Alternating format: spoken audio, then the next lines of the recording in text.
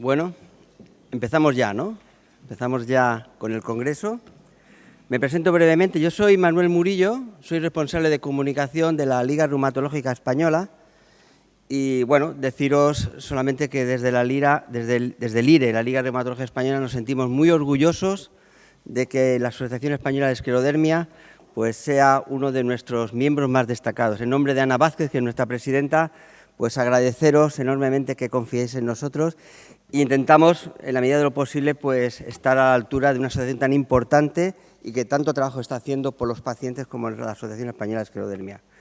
El Congreso, durante el día de hoy, se va a componer de 4 mesas de trabajo donde 14 ponentes, todos de prestigio, y pacientes van a intercambiar opinión, van a expresar nuevas terapias, nuevos procedimientos. En definitiva, vamos a adquirir conocimiento. Y sin más, yo invito a los ponentes de la primera mesa, si se quieren ya incorporar. La mesa estará moderada por la doctora Maica Freire, Medicina Interna del Hospital de Santiago de Compostela, doctor Guillermo González Arribas, Reumatología del Hospital de A Coruña, la señora Patricia García, Enfermería Reumatológica de Ramón y Cajal de Madrid, y la doctora Ana Argibay, y la doctora Sandra Ros, del Hospital Sant Creu y Sant Pau de Barcelona. Pues sin más, yo voy a dar... ¿Nos faltan ponentes? ¿Estamos todos? ¿Sí? Bien, pues entonces, sin más, yo les explico un poco cómo va a funcionar. La doctora Maica Freire presentará a los ponentes, hará su intervención, cada ponente hará su intervención y luego al final pues haremos un turno de preguntas abiertas a todos los participantes, a todos los que estéis aquí, ¿vale? Tenemos hasta la pausa, que son las 12, con lo cual hasta las 12 podemos hacer todas las preguntas que queramos, ¿vale? Pues sin más, muchas gracias y empezamos.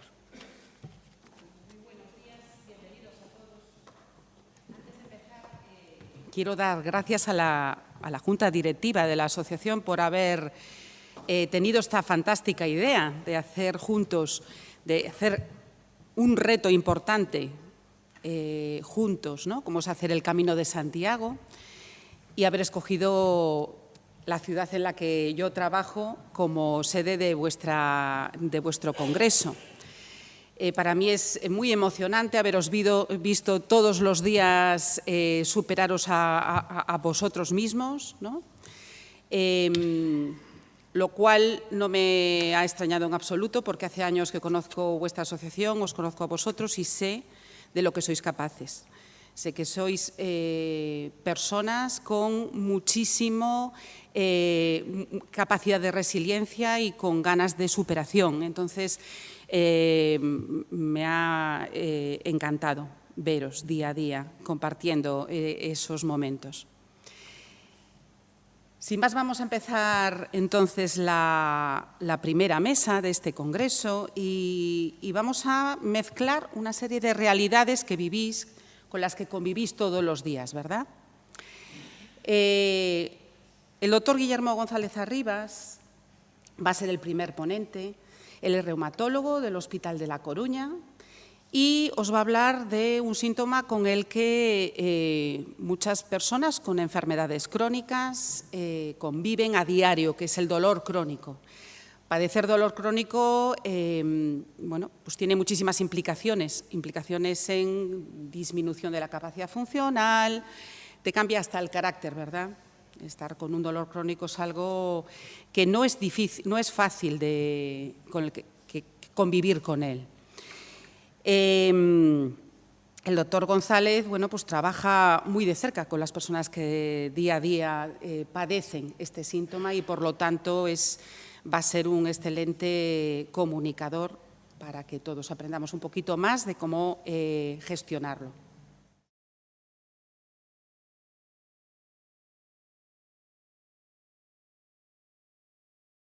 Bueno, muchísimas gracias.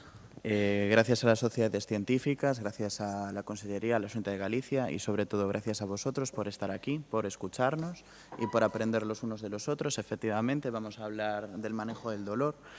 Y yo no vengo aquí a hablaros de una panacea ni a hablaros de una píldora mágica y efectiva contra el dolor. El dolor en la esclerodermia, como veis ahí, ver lo invisible, el dolor es una constante. No sé si la presentación se carga o no. Sí, vale. Pues bueno, como veis ahí, el dolor en la esclerodermia es una constante invisible. Nos vamos a poner científicos en este congreso también y vamos a comentar a lo largo de la charla un estudio que se publicó en The Lancet Rheumatology allá por el año 2021 y este estudio lo que encontró fueron pues, datos muy reveladores. Hasta el 87% de los pacientes analizados en este estudio tenía dolor. El 38% refería ese dolor como de moderado a grave y en más de un tercio ese dolor interfería de forma importante con la calidad de vida. Pero, sin embargo, este dolor sigue sin estar en el centro de la conversación médica. Nosotros, los médicos, nos centramos pues, en lo importante, entre comillas, en el pulmón, en el corazón, en el aparato digestivo, pero digamos que el dolor quedaría en ese segundo plano que no estamos centrando adecuadamente. ¿De dónde viene este dolor? Pues el dolor en la enfermedad tiene numerosísimas fuentes, como vosotros vivís cada día y nos lo contáis y nosotros lo comprobamos. Pues desde las úlceras digitales hasta el espasmo vascular, que es el fenómeno de Raynaud, la tirantez cutánea, pero también hay un dolor muy importante y un dolor que interfiere mucho en la calidad de vida y es que cuando un paciente está en un estado de hiperalerta, hipervigilancia por padecer una enfermedad crónica que no sabe por dónde le va a salir. Es lo que se llama más técnicamente dolor nociplástico, que nosotros llamamos en las consultas sensibilización central. Y es ese dolor que te va a hacer estar pues, en alerta, un dolor que va a magnificar todo lo demás. El estudio de Lancet Rheumatology demostró que los pacientes que tenían más dolor eran aquellos que tenían mayor afectación gastrointestinal, mayores contracturas articulares y, sobre todo, una puntuación mayor en lo que nosotros llamamos skin score modificado de Rodnan. Por eso os tumbamos en la camilla y por eso os pellizcamos la piel, para medir efectivamente qué grado de engrosamiento cutáneo tenéis. Ahora bien, ¿todo el dolor que padecéis es por la esclerodermia? Yo creo que debemos de profundizar un poquito más en este aspecto porque yo creo que el conocimiento empodera al paciente y hace que éste viva mejor. Los conceptos que más nos pueden ayudar, pues efectivamente son discernir qué es lo que viene de la esclerodermia y que puede venir por una condición, pues como pueda tener cualquier persona que no tenga esta enfermedad. Y un concepto que es muy manido, que está muy de moda en la actualidad y que se habla mucho en redes sociales y que escucharéis mucho también, es el concepto de inflamación. La inflamación en medicina tiene unas connotaciones muy específicas, que son el entumecimiento, es decir, el aumento del volumen, el aumento de la temperatura, el calor, el eritema, el rubor. Vale, esto es lo que realmente es la inflamación. Incluso a veces existe pérdida de función de ese aparato o sistema que está inflamado. Pero la inflamación no es encontrarse mal en general, ¿vale? La inflamación es una respuesta del organismo ante un agresor, que puede ser o bien localizada o bien sistémica. Pero lo que es muy importante saber de la inflamación es que nosotros la podemos cuantificar y la podemos medir, ya bien sea por exploración o bien sea por análisis. ¿Y por qué esto es importante que lo sepáis? Pues porque no todo siempre lo que duele está inflamado y viceversa. No todo lo que está inflamado siempre duele. Así que aprender y a integrar esto yo creo que nos puede ayudar mucho a la tranquilidad del día a día y a saber a qué echarle la culpa, si a una condición banal o a una condición que es la esclerodermia. Entonces vamos a intentar pues, hacer un repaso breve por aparatos y sistemas. Seguramente ya vosotros sois pacientes que ya sabéis muchísimo, pero bueno, vamos a intentar repasarlo para tener un poquito más de un mapa mental de lo que da la enfermedad y qué es lo que no puede dar. Pues como veis ahí, la esclerodermia pues, da muchas sensaciones a nivel cutáneo que vosotros experimentáis, pues la tirantez, el engrosamiento cutáneo, el entumecimiento, veis las arañas vasculares, que son las telangiectasias, y veis que también se os pueden atrofiar los anejos. ¿Qué son los anejos? Los anejos son las glándulas sudoríparas, las glándulas sebáceas. Todo eso pues, nos va a provocar problemas, ¿vale? Quizá una cosa venga encadenada con la siguiente, que sería la condición de atopia, la pérdida de función de esa barrera cutánea, que nos va a permitir tener una piel sana, una piel hidratada, una piel que no pique, una piel que no se cuarte, ¿vale? Pero también debemos pensar que pues, los pacientes con esclerodermia tienen, entre comillas, derecho a tener enfermedades que tiene todo humano viviente. Una condición muy común, pues por ejemplo, es la dermatitis atópica. La dermatitis atópica nos va a causar prurito, es decir, picor, nos va a causar enrojecimiento, nos va a causar una inflamación a nivel cutáneo, pero a nivel muy localizado. Vale. La rosácea es una condición que es muy frecuente, es una enfermedad muy parecida al acné, causa eritema, causa rojez, causa granitos. Vale. A veces esos granitos se pueden confundir con las telangiectasias de la esclerodermia. Incluso a veces, pues las mujeres o en pacientes que usan mucha joyería o incluso en gente que se dedica a labores de limpieza, podemos tener dermatitis de contacto por utilización de productos de limpieza o productos químicos o joyas pues, que nos pueden irritar y a veces esto nos puede confundir. Pero bueno, yo creo que hay que tener en la cabeza que pues, si este síntoma es transitorio, dura menos de 24 horas, tenemos un componente pues, social, familiar, un contexto que nos apoya, pues muy probablemente esto no se relacione con la esclerodermia. Y la piel sabemos que se afecta de muchas maneras, por tanto, discernir esto yo creo que os puede dar un poquito de tranquilidad. A nivel musculoesquelético, que esto como reumatólogo a mí me toca un poquito más de cerca, los reumatólogos tenemos un truco mental, ¿vale?, que es distinguir fundamentalmente dos tipos de dolor, el dolor de ritmo mecánico y el dolor de ritmo inflamatorio. El dolor de ritmo inflamatorio es un dolor especial, es un dolor que mejora con el movimiento y empeora con el reposo. Que lo decís así y parece raro, pero esto es así. Y además tiene una característica muy especial, que es que asocia rigidez matutina. Uno se despierta de la cama como oxidado, como si le costara moverse, como si tuviera que mover y mover y mover y mover para empezar a funcionar de manera normal. Y esta sensación de rigidez matutina suele durar más de media hora de duración, cosa que no ocurre con el dolor de ritmo mecánico. El dolor de ritmo mecánico es completamente antagónico. El dolor de ritmo mecánico mejorará con el reposo, mejorará con la aplicación de calor, empeorará con el ejercicio físico y si asocia esa sensación de rigidez matutina que a veces se puede solapar, muchas veces uno nos cuenta, pues es que yo estoy sentado 10 minutos, me levanto y no acabo de arrancar. Pero veis que esa sensación de rigidez no es una sensación de rigidez que os dure. Pues imaginaos, desde que os levantáis hasta que salís de casa para ir a trabajar o para ir a hacer vuestras cosas. Es un dolor que se os pasará. Y después una condición, que esto, pues mis pacientes, que alguno veo por aquí de la consulta, os lo digo, que la columna vertebral no se afecta en la esclerodermia. En la columna vertebral podemos tener dolores de muchísimas causas, ya sea por patología degenerativa de los discos, ya sea por patología degenerativa de las múltiples articulaciones de la columna vertebral. ¿A qué me estoy refiriendo con patología degenerativa? A artrosis, que no tiene en absoluto nada que ver con la artritis. El término itis es inflamación, que es lo que os comentaba antes, y este término osis es un término más de desgaste, ¿vale? En cuanto al aparato digestivo, pues muchos sufrís las consecuencias del aparato digestivo de esta enfermedad, pues el reflujo que os da ardor y dolor retroesternal, que os suba la comida muchas veces, o el reflujo ácido a la boca, que os da dolor de garganta, afonía, la dismotilidad intestinal con el sobrecrecimiento bacteriano, esa distensión, esos gases, ese dolor de tipo cólico, el hacer que ninguna comida parece que te sienta bien.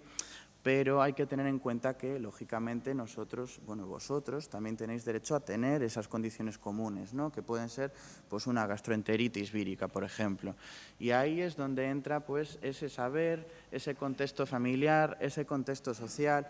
Y si vemos que pues, tenemos un cuadro agudo que remite en poco tiempo, que nos acompaña de síntomas de alarma, como puede ser la fiebre, los productos patológicos en heces, que llamamos los médicos, que no es más que sangre y moco, o si se acompaña de incontinencia, pues eso sí debería ser un síntoma que deberíamos comentar mucho más detenidamente en la consulta. A nivel cardiopulmonar, el dolor quizás sea mucho más difícil de caracterizar, pero yo creo que esta asociación de pacientes hace muchísimo por concienciar a los miembros de esta sociedad cuáles son las complicaciones más graves de la enfermedad, que actualmente son las complicaciones respiratorias, tanto la enfermedad pulmonar intersticial como la hipertensión pulmonar.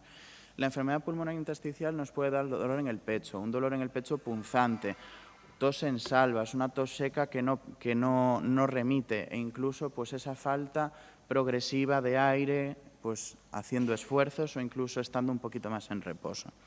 La hipertensión pulmonar es una condición más insidiosa, más crónica, que hace falta pues, más herramientas diagnósticas y quizá más caracterización clínica para llegar a este diagnóstico. Será esa falta de aire progresiva, incluso esa falta de aire que se acompaña de un dolor opresivo torácico, como si fuera un infarto que puede acompañarse de mareo y que muchas veces puede incluso acompañarse de pérdida de conocimiento. Consultar con el especialista estos síntomas es fundamental, sobre todo, pues eso, si es un dolor torácico que persiste, hay una sensación de falta de aire, en reposo, incluso palpitaciones, mareo, pérdida de conocimiento. Esta enfermedad es una enfermedad que afecta mayoritariamente a las mujeres y las mujeres tenéis que saber que la cardiopatía isquémica, los infartos de miocardio, no causan con ese dolor que sale en la tele, con un dolor torácico opresivo que irradia el brazo izquierdo a la mandíbula. Las mujeres tenéis un poco más de atipicidad de síntomas en los que se puede predominar en los síntomas gastrointestinales, pues ese dolor torácico acompañado de vómitos, náuseas o pérdida de conocimiento, eso debería consultarse. Vamos a pasar de lo somático allá a lo que es un poco más la esfera emocional y la esfera psicológica. Es muy importante reconocer y saber y quitar el tabú de que el dolor se amplifica si se acompaña de ansiedad, soledad o miedo. Por tanto, va a ser fundamental que comuniquéis vuestra sensación de desesperanza para que nosotros podamos ayudaros, porque la amplificación del dolor forma un círculo vicioso con la ansiedad y ese círculo vicioso muchas veces es muy difícil de romper. Y la mente no genera el dolor, pero si nosotros no podemos descargarlo, la mente lo va a amplificar y lo vamos a sentir de una manera mucho más desproporcionada. ¿Y con esto qué quiero decir? Que vengáis a la consulta sin miedo, nadie os va a juzgar. Nosotros estamos aquí para ayudaros. Porque otro hallazgo que me pareció muy importante señalar en esta charla es que las personas que tienen menor nivel educativo tienen más dolor y más interferencia en su calidad de vida. Y esto no es culpa de nadie, no es culpa del paciente que tenga poco nivel cultural ni culpa del médico que no se esfuerce por entender al paciente. La culpa es el no saber muchas veces cómo verbalizar esa sensación de dolor. Y realmente nosotros estamos, además de para diagnosticar y tratar, para ayudaros a canalizar y verbalizar esas sensaciones que igual vosotros no tenéis las herramientas todavía, pero nosotros también estamos para enseñaros a tenerlas. Por eso que los médicos, realmente, además de ser gente que diagnostica y trata, somos traductores entre lo que os pasa, lo que sentís y lo que nosotros podemos objetivar. Hay un dolor en la esclerodermia que no se cuenta, que es el mirarse y no reconocerse. Es un dolor que aparece cuando uno se ve las manos más toscas, se ve las facciones más afiladas, se ve la boca más pequeña, se ve la piel menos brillante, se ven las telangiectasias que uno intenta tapar, pero que no se puede. Al final uno no puede disimular lo que tiene. Y este dolor es un dolor intangible, es un dolor íntimo. Y es un dolor que, por desgracia, afecta más a las mujeres, que sois la mayoría en esta enfermedad, y tristemente hoy en día la sociedad castiga a los cuerpos que no son normativos. Pero recordad, vosotros no sois vuestra apariencia, no sois vuestra cara, no sois vuestras manos. Sois vuestra voz, todo lo que nos tenéis que contar y toda la historia que tenéis que transmitiros. Así que es fundamental tener este tipo de encuentros porque van a suponer una red de apoyo de gente que os quiera, que os vea, que os abrace y que también os desee, porque al final eso es la vida. La vida es contacto y la vida también es ternura. Para terminar, me gustaría invitaros a ver el dolor desde una perspectiva un poco más estoica. Pero no quiero referirme al estoicismo como aguantar el dolor en silencio porque sí. El estoicismo es que uno no permita que las situaciones que tú no puedas controlar te acaben controlando a ti. Es necesario escuchar tu dolor, escucharnos a nosotros mismos, escuchar nuestros cuerpos, pero que ese dolor y que esa sensación no domine ni se convierta en el protagonista de nuestras vidas. Hay que tener herramientas y usarlas, registrar lo que cambia, aprender a reconocer patrones, pero sobre todo no centrar nuestra identidad en este problema que nos duele o en este problema que nos está interfiriendo en nuestra calidad de vida. Usemos todas las herramientas que tenemos, desde ejercicio físico a psicoterapia, desde medicación hasta el sentido del humor. No hay que vivir en soledad con el dolor. Habla, apóyate, pregunta, sobre todo, debate, pero hay que tener en cuenta que la soledad emocional es una soledad que duele el doble. Y, por último, quiero que reclaméis vuestro espacio. El dolor va a estar ahí, puede estar ahí y va a estar, pero no tiene ningún derecho a ocuparlo todo. La vida sigue, aunque duela. Como comentaba el presidente de la sociedad y el consejero de Sanidad, el paciente con esclerodermia es un paciente resiliente, también lo comentaba la compañera, la doctora Freire. El paciente con esclerodermia es un paciente resiliente por naturaleza. Yo, como reumatólogo, veo muchos pacientes con dolor, pero la verdad que en el paciente con esclerodermia veo una capacidad de superación, una capacidad de afrontar complicaciones sistémicas, complicaciones orgánicas graves, y para eso hay que tener una fortaleza emocional y sobre todo una plasticidad psicológica, es decir, una capacidad de adaptarse a las situaciones que es realmente admirable desde nuestro punto de vista. Vosotros también venís a enseñaros a nosotros hoy, a recordarnos cada día cómo se vive con esta enfermedad. Y el dolor puede que esté, pero, os repito, no va a decidir ni quiénes sois, ni cómo vais a ver la vida, ni cómo vais a sentiros. El dolor no tiene la última palabra. Y estando aquí en confianza, si me permitís, una historia personal, yo tengo psoriasis, colitis ulcerosa y artritis psoriásica desde que tengo 17 y 22 años.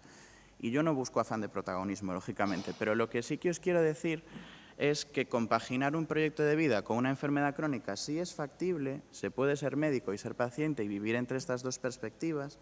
El dolor cambia, pero nosotros también cambiamos con él y muchas veces cambiamos a mejor. Y por último, y ya me repito, pero no permitamos que el dolor lo ocupe todo. La vida, aunque duela, sigue y sigue para adelante. Muchísimas gracias por vuestra atención.